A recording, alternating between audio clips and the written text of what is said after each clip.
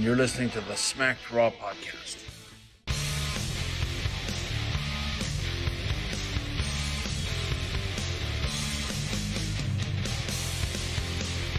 Watch. Okay, well, has this always been a thing? Where have I been? Hey everybody, welcome to the Smacked Raw podcast, Raw Recap Edition. I am your solo host, Kyle Tyson, and I want to appreciate you guys joining me. If you're new to the show, this is a wrestling recap show primarily. We cover WWE and AEW, other big events as well. And you can always tune in live at Twitch TV /Putting You Over. We're on there every Monday, Wednesday, and Friday. You can catch us there for pay-per-views as well, like this upcoming Sunday for TakeOver. And on the opposite days, you can catch the show Putting You Over, hosted by the standing streamer. He interviews a lot of wrestling talent and personalities. I think most recently he had Aiden English on the show, or formerly Aiden English, and it was a lot of fun. It was a lot of fun, you guys. Make sure you tune in, subscribe, so that you never miss whenever we go live, whether it be at night or like today in the morning. Which, by the way, I hope you all are having a good morning. Myself, I'm riding by the seat of my pants. You wouldn't guess it. But I put this show together in about, 10 minutes. So, yay for me. Anyways, if you miss a live stream, always catch us on YouTube. Just search for our name, Smack Draw Podcast. We'll pop right up. And then, of course, if you just like to listen to the audio version, we're pretty much everywhere. I'm getting notifications now, like iHeartRadio, Pandora, a couple of these other ones, but pretty much everywhere by this point. If you look in the top right corner, that is Wrestling News World. Check them out. Some great guys. Bookmark the webpage for all your wrestling news, articles, thought pieces, retro reviews. Ton of fun, ton of talented people over there. And lastly, support us on Patreon under Smack Draw Podcast as well. We got stickers, t-shirts. By the way, for those of you waiting on t-shirts, I know it's like a month behind. Turns out my mom, who actually prints and ships them, thank you, Mom, she recently had surgery, decided not to tell me for like 3 weeks, so thanks for that. But nah, she's had a rough go of it. She's just recovering, and it's no joke, man. In your 50s, you don't heal as quickly. And so, I understand where she's coming from. I'll yell at her later. I'll give her another week before I start yelling at her and saying that she doesn't have an excuse anymore. But she told me hopefully later this week she'll get you guys shirts out. Also, going back to Patreon, if you pay us $25 a month, we will plug your show. I think this is the last time I have to do this. But head over to twitch.tv /DROD2222. That is DROD 2222. Catch him streaming WWE 2K20. Rumor has it he does it naked. Make sure to ask him about that when you head over and watch his streams. We actually talked about the joke recently. He doesn't stream naked. Or does he? I don't know. I've never actually watched. Anyways, let's go ahead. Let's get into the show. Let's talk about Monday Night Raw, you guys. So last night's show, in a nutshell, it's pretty good. A lot of missing stuff, but it's funny. The stuff that was missing, didn't really miss it. Raw Underground, gone. Honestly, the best part of that is Shane McMahon's bromance with the doorman. No Raw Underground last night. No mention of it. Just doesn't exist. Retribution, gone. All 5 members, all of their lackeys. From what I gather, I heard the rumor is that they came into contact with somebody who had COVID. Now, since then, they've all tested negative from what I've heard. I wish I actually wrote down the source for this. But yeah, they still have to quarantine for 2 weeks. So good chance we're not going to see them. Obviously, we didn't see them last night. And we won't see them next week. However, unlike Raw Underground, we got a little reminder of retribution that they're lurking, on the show. They gave us a little teaser. So at least they didn't get completely ignored, unlike Shane McMahon's fun little project there. Other than that, we had a couple debuts on the show, which were pretty cool. Couple rematches that were not as cool.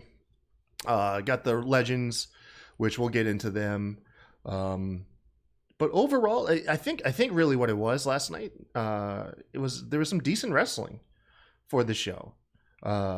Story stuff was light, although there was story elements there. But the wrestling aspect of the show was actually pretty good. And who would have thought a wrestling show with good wrestling would get decent reviews? So let's kick it off, man. I'm gonna run it down in chronological order. I know I usually, when I'm by myself, I kind of just group everything together. However, the way I took my notes last night, I was expecting to shoot with somebody, so I really didn't feel like going back and revising all my notes. So I'm just gonna run the show down in chronological order, and we'll kick it off. The show opened with HBK, Big Show, Shawn Michaels, and Ric Flair all in the ring. They, of course, were at Clash of Champions and helped cost Randy Orton the title match, which, by the way, how did you guys feel about that? Did you think it was cool from the aspect that it's Randy's past coming back to haunt him? Or did you think it made Drew McIntyre look weak? And so I was kind of on the side of Drew looking kind of weak. However, I was still entertained. But anyways, they all come out. Drew comes out. He reminisces about his first run in WWE and being on the same roster as Ric Flair and how cool that was to him as a young kid. Honestly, this was a lacking segment. Everyone kind of was sauntering. The delivery was kind of just I think you could feel for one of the first times that all the guys in the ring were delivering promo to complete silence, because there was like no gusto, no excitement in their voices. It was just they were talking like they were in a quiet room, and it just felt weird when you're looking at a grand stage and you have piped in audio noise.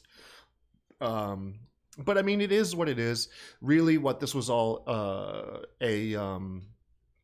being used for was Drew McIntyre announced that he wants to be a fighting champion. So even though he had a rough match the previous night, he's has an open challenge for anybody he has not faced for the title, which was very exciting because that rules out the likes of Big Show, Dolph Ziggler, Seth Rollins, of course, Randy Orton. And this is a great opportunity for a big name to come out and make their claim. So that was the exciting factor of all of this. Moving on from there, however, we kind of take a back step. I'm never a fan of when you have you do the whole immediate rematch from the pay-per-view the night beforehand. I don't know who it ever serves, to be honest with you. But that's what we got. Asuka and Zelina Vega have a rematch. To be fair, and to be quite honest, Asuka won this with ease. The match was very short. She countered a moonsault into the Asuka lock, tapped Zelina Vega out for the second time in 2 nights. After which, Andrade shows up in the ring and essentially runs down Vega, who is distraught, walking up the ramp, says she's nothing without him, that Angel Garza is the weak link of the trio. And he was, I guess, the true glue of the team. However, he then to copy Drew McIntyre issued an open challenge, which was answered by Keith Lee.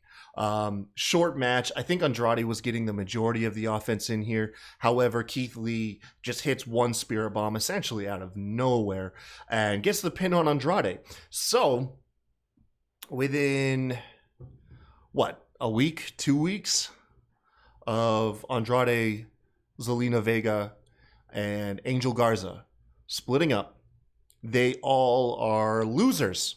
Essentially, Riot Squad 2.0.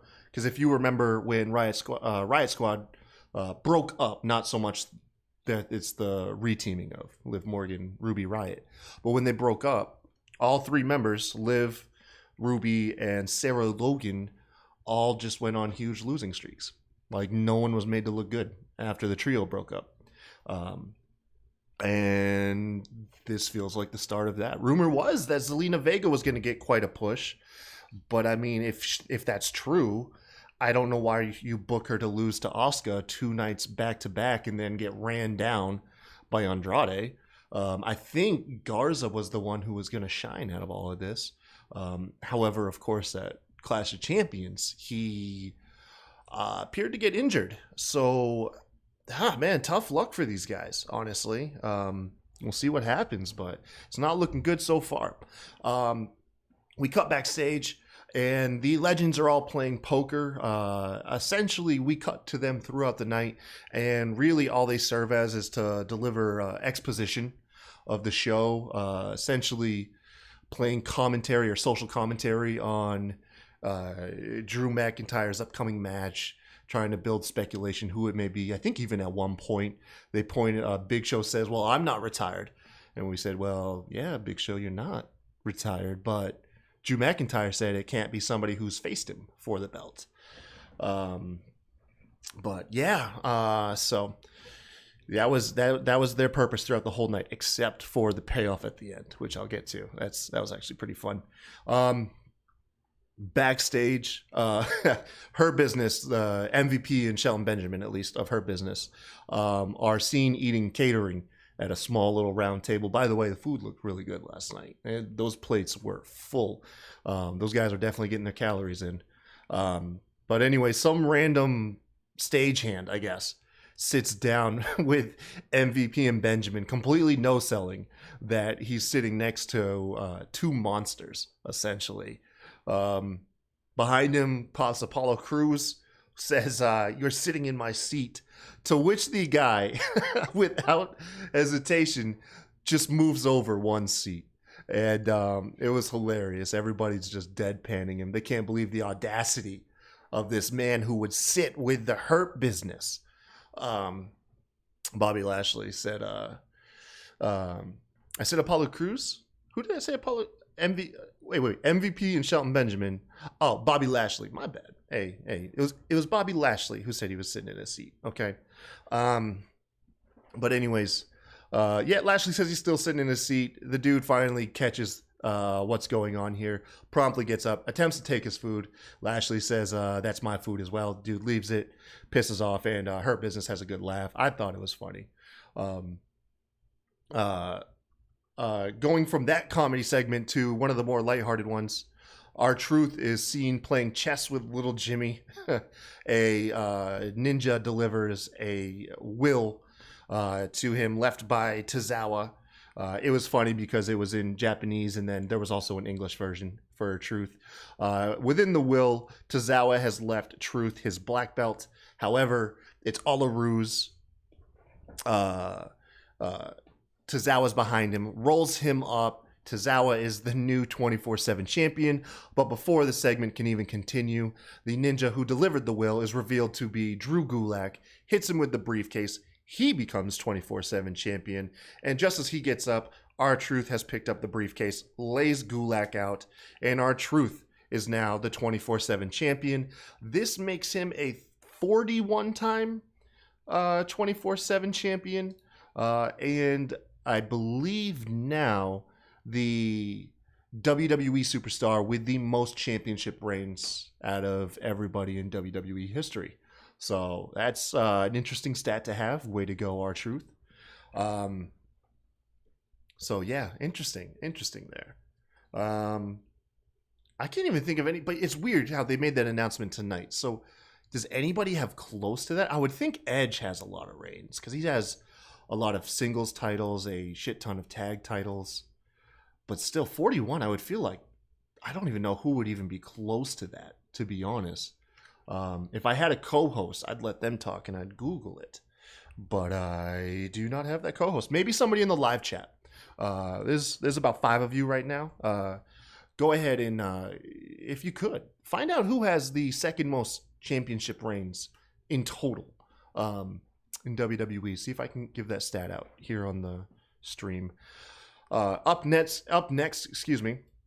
It's announced on October 9th and October 12th, so episode of SmackDown and then carrying over to Raw, is the official WWE draft. The interesting thing to note here, unlike what made the news rounds, no mention of NXT.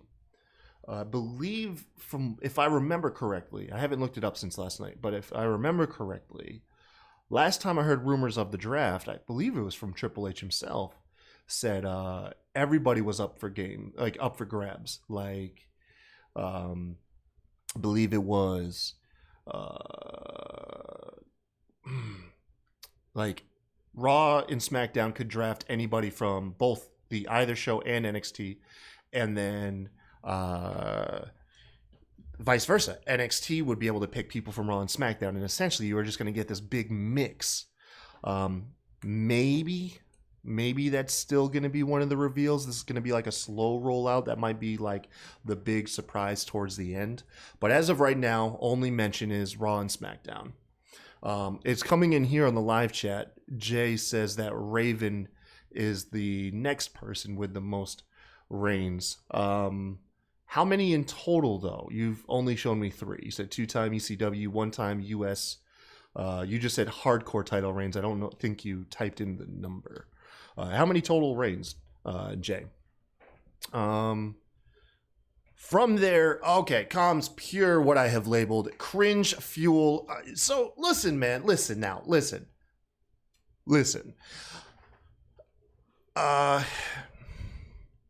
I know the talk show segments are already considered bad, right? I know that.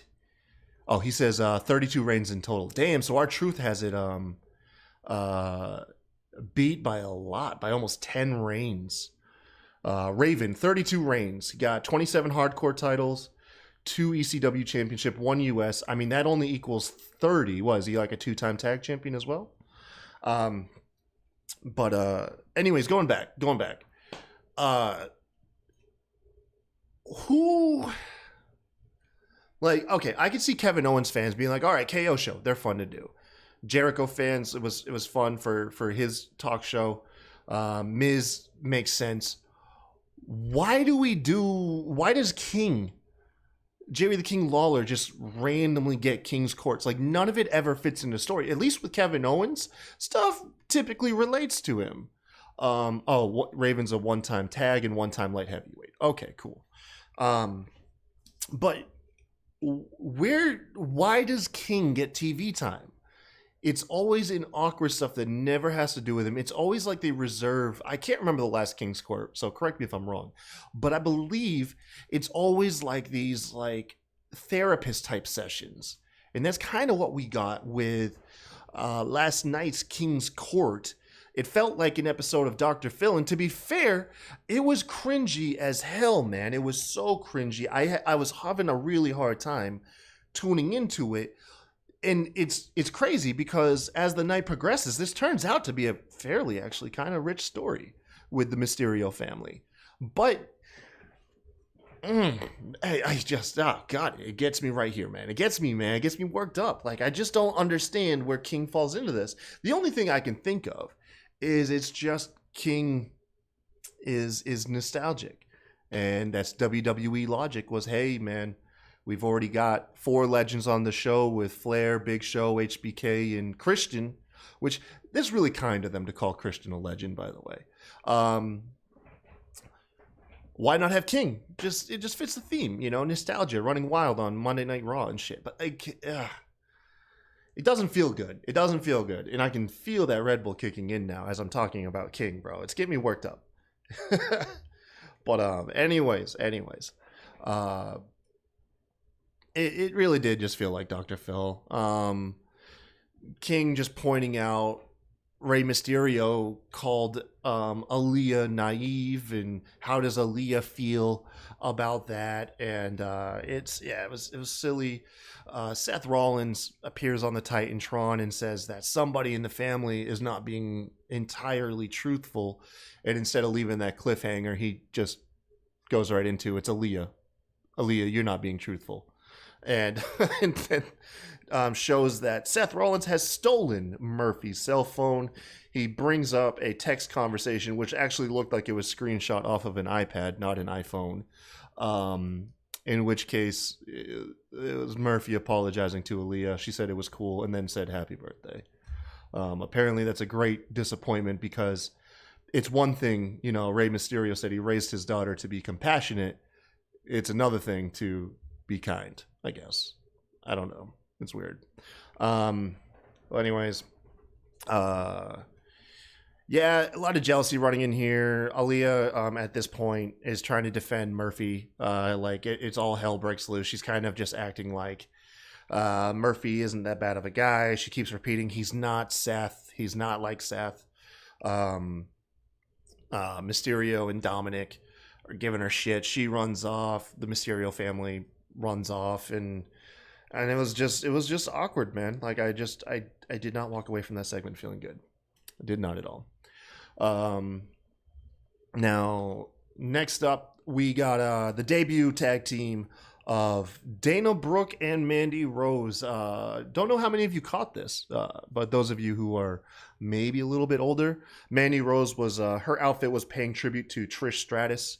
If you look on Twitter, you can see the side by side, one of the exact same outfits that Trish used to wear. The thing about this tag that was kind of funny was they took on the team of Lana and Natalya, who were in the ring, and they cut a promo saying that they Shayna Baszler and Nia Jax should be stripped of their titles, and that I guess they're entitled to them either way. Adam Pearce is the one who introduced Mandy Rose and Dana Brooke. 4 blondes all dressed in pink was the look of this match. I don't know, it was kind of jarring. It was an okay tag match. It wasn't that bad. Mandy Rose did win though with a sloppy, what they're calling just a pump knee. I've been calling it a V trigger, and honestly, I've sang her praises that she's really good at this knee. So I don't know if it falls on her or if it fell on Lana. Either way, it was pretty sloppy, but it did allow Mandy Rose to get her first win on Monday Night Raw. The question is, who was she traded for? You would think the obvious is that Mandy Rose was traded for Sasha Banks, because Sasha's over on SmackDown, but Sasha's technically a Raw superstar. Don't know how many of you were aware of that. But then that begs the question is, who was Dana Brooke traded for? Don't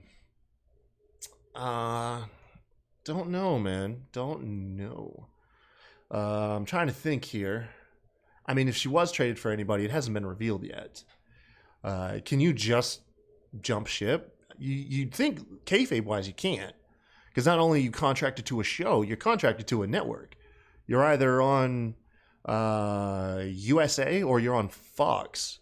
I think kayfabe-wise, that's who the contracts are with. But I don't know. Either way, Dana Brooke, Mandy Rose on Raw, new tag team. Honestly, I'm here for it. I've always been saying the praises of Dana Brooke. I believe that given an opportunity, I think Dana Brooke could do some decent work. And so if you're going to pair her with Mandy Rose, I believe they probably have some plans in place for him.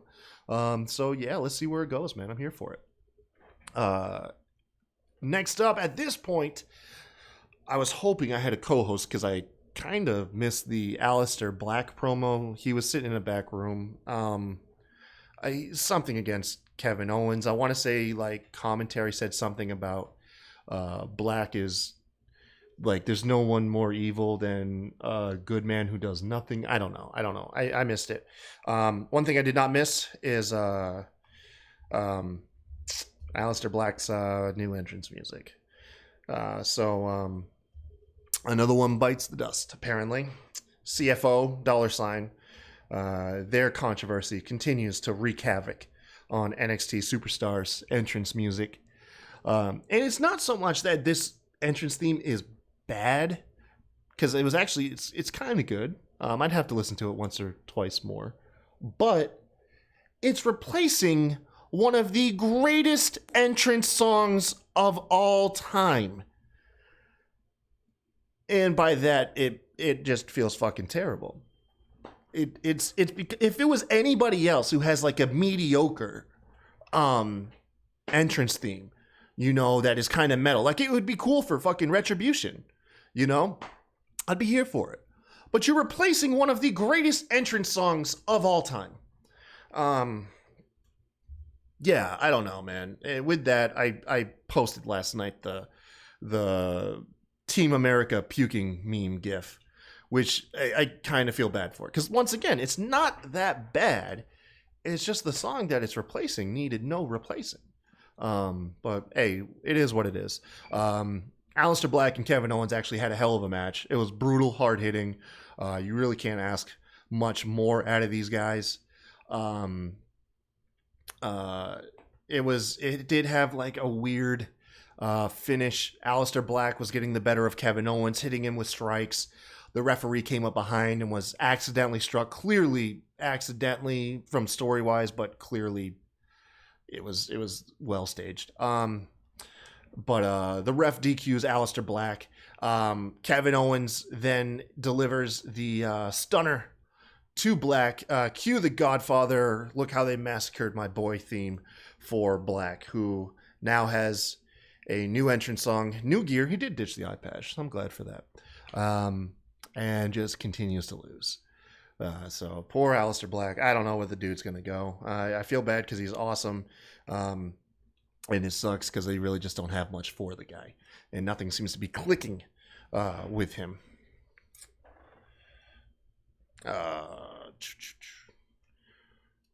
Let's see here. Ali is seen backstage walking out of the Hurt Business locker room. He says he accidentally stumbled into it, although there's clearly a sign on the door that says Hurt Business. This really wasn't even addressed, I think, unless it was and I missed it. If he had done anything, it just clearly the man gets lost. Where I feel really bad in this segment takes a nosedive is after MVP and Benjamin and Lashley confront him and shove him. Unfortunately, he is flanked by Apollo Crews and Ricochet. And that sucks, man, because once again, I'm done with this combination, and Ali could go into a better feud. I mean, dude, I'd be cool with him feuding with Hurt Business without Ricochet and Apollo Crews. It's just so overdone at this point, man. But it was clearly setting up a 3-on-3 tag match, 6-man tag match for later on in the show. We then get a 24/7 triple threat match. Gulak, Tozawa, and R-Truth. R-Truth wins comically with an attitude adjustment, that of his boyhood hero, John Cena. And that was the match. I'm not really for 24/7 championship, like scheduled matches in the ring. It defeats the purpose. At least when you scheduled a hardcore match, there was hardcore elements, but you just treat this title like any other title. It's old ground being retreaded, man. I don't think anyone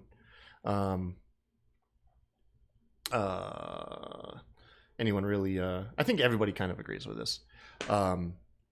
Jay in the chat brings up that he believes Cedric Alexander was around someone with COVID. Yeah, it makes sense because he was absent all night. Newest member of Hurt Business can't even show up to work. Oh, man.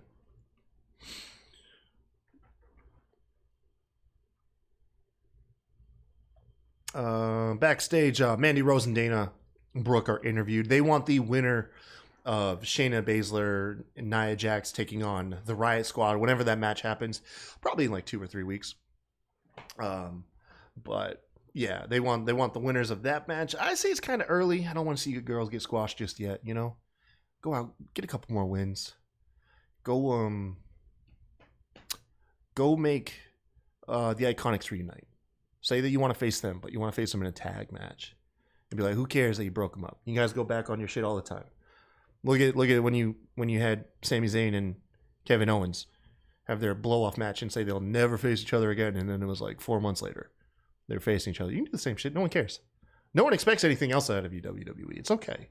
Just put them back together. Okay, it's all good. It's all good. Out of all the repeat matches that we've been getting over the months, the one I am the most cool with is definitely Dominic Mysterio taking on Buddy Murphy.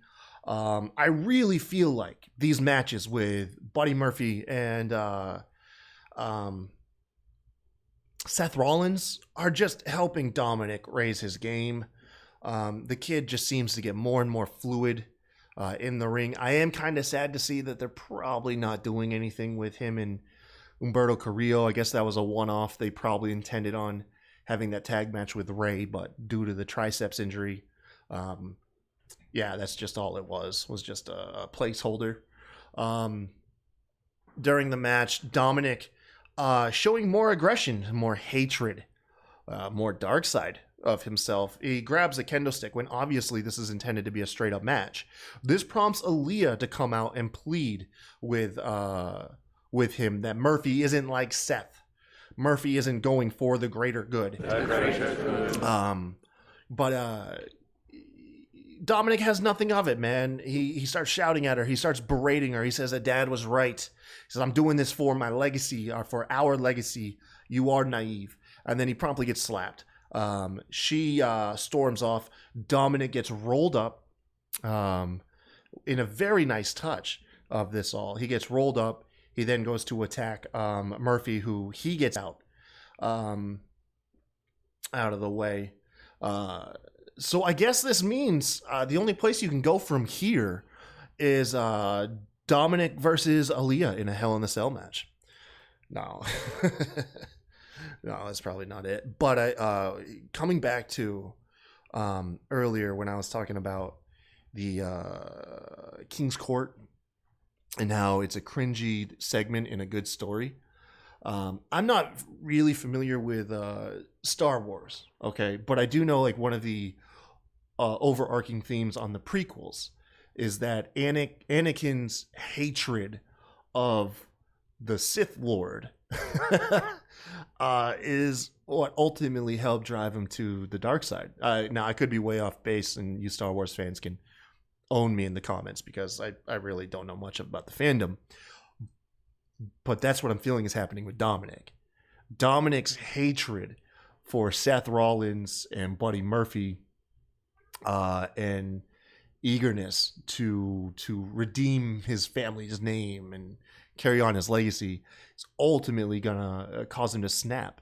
Maybe his family, maybe Ray sees Dominic getting too out of control, too violent, too quickly, going down the path, and Ray tries to reel him in. It's Dominic, man, you got to chill out. You got to chill out, man. And Dominic snaps on his dad, and because the only person at that point that would care about the Mysterio family legacy would in fact be Dominic. He's the only one that sees the true way. He's the only one that's going for the greater good. All about the greater good. The greater good. And he's gonna team up with Seth. That's how that's gonna go, man. I see it, man. It's gonna be good. It's gonna be real good. Anyways, going on from here, Dolph Ziggler is seen backstage talking to Adam Pearce. Says he knows who should face Drew McIntyre in that open challenge. Adam Pearce says, no, you can't be you. And he's like, it's not me. I know somebody who's got a match. So they go off. They saunter off. Dolph Ziggler, I guess, is the one booking the match. Even though it's an open challenge. I don't know. Let's see here. Not last up. Getting there, though. MVP is as sick of this feud as apparently the rest of us with Apollo Crews and Ricochet. He cuts a promo. Essentially, the whole the definition of insanity is just doing the same thing over and over and over. And expecting a different outcome. Thank you, MVP. You were definitely the voice of the masses. But anyways, we get a 6-man tag.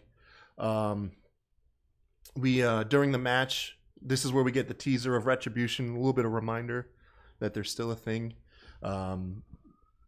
Right before they go to commercial, lights go down, they flicker, you get the Retribution logo across all the Thunderdome and everything. But then they come back and it's just a standard match.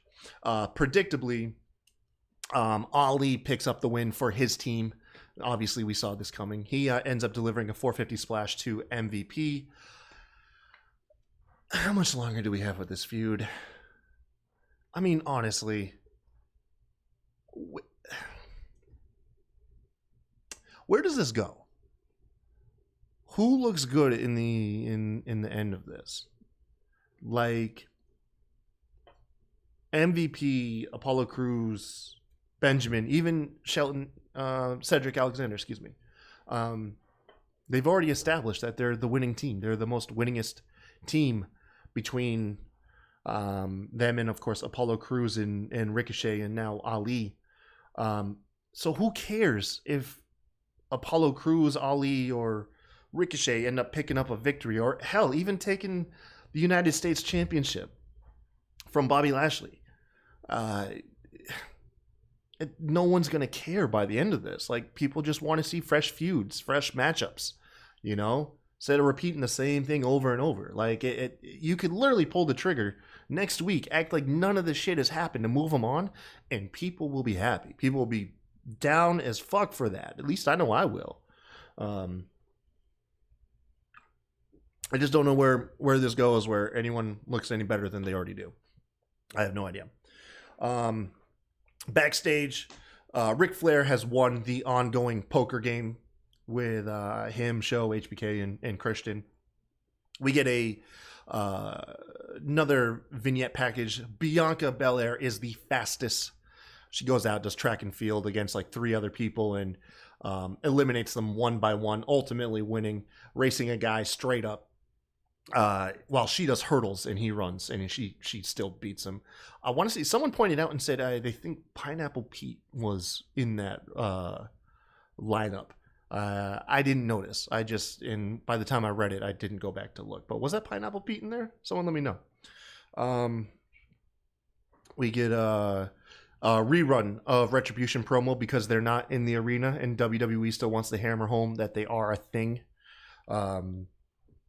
And then lastly, we get the main event. The open challenge is answered by none other than a returning Robert Roode. Faces Drew McIntyre.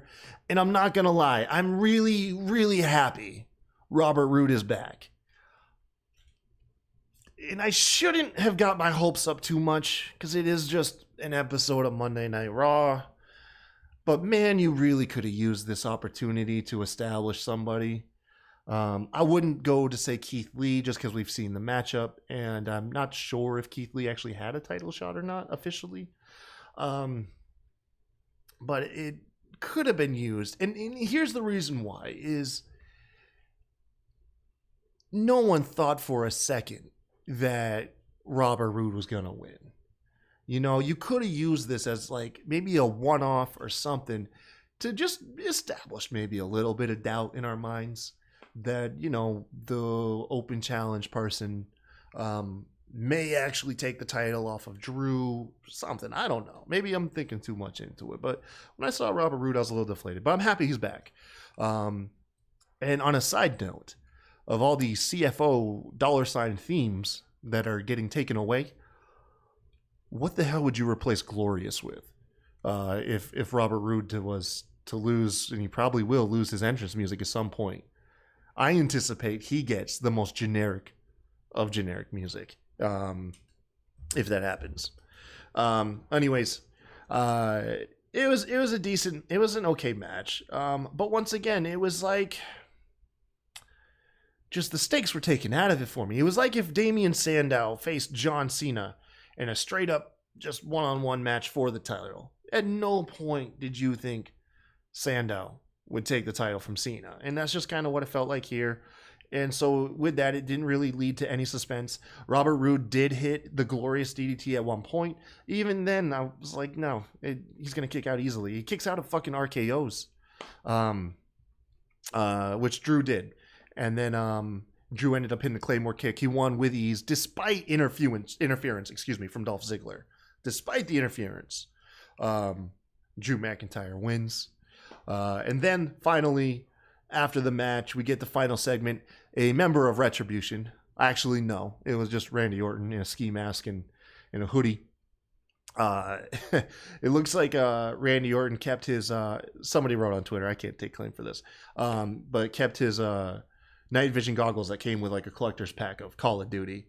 Because he grabs a chair. He puts on some night vision goggles. Turns off the light in the Legends room. And proceeds to murder all the legends, which, I mean, if you watched Clash of Champions, I'm here for it. I'm all about some murder in WWE. But anyways, that's how we close the show. Of course, this means Randy Orton definitely is getting another title shot, which case I believe this is going to be the one. They have to pull the trigger at this point. He'll probably get a title shot at Hell in the Cell. If not, maybe Survivor Series, but it's probably going to be Hell in the Cell. Because they're gonna run the narrative that, you know, Drew had all that help, so they got to settle it in a cell where no one else can interfere. In which case, Randy Orton has to win, like he has to. But anyways, that's the show. Thank you for joining me. Make sure you tune in, of course, to all the other shows, and then of course this Sunday with a returning Vince. I think Vince is going to appear 2 more times this week. He's going to do, I believe, the TakeOver predictions, and of course he's going to host TakeOver, which will be nice to have a weekend off for me. But once again, make sure you guys watch that. Like, comment, share, subscribe, all that fun stuff that you hear. And until next time, you guys have a good one.